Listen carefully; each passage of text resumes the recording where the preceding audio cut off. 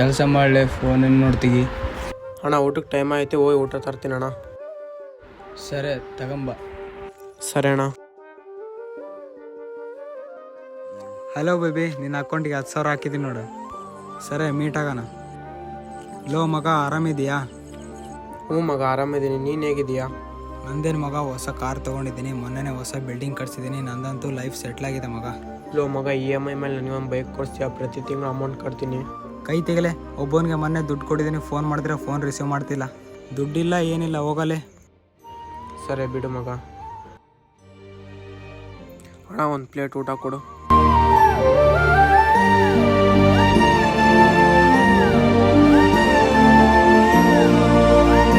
ಅಣ್ಣ ಹೊಟ್ಟೆ ಹಸಿತೆ, ತಿಂಬಕ್ಕೆ ಏನಾನಿದ್ರೆ ಕೊಡೋಣ.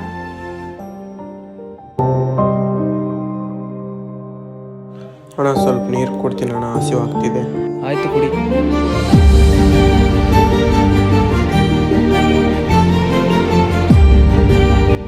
ದುಡ್ಡಿರೋನ್ಗೆ ಕೊಡಕ್ಕೆ ಮನಸ್ಸಿರಲ್ಲ, ಆದರೆ ಮನಸ್ಸಿರೋನ್ಗೆ ಕೊಡಕ್ಕೆ ದುಡ್ಡಿರಲ್ಲ.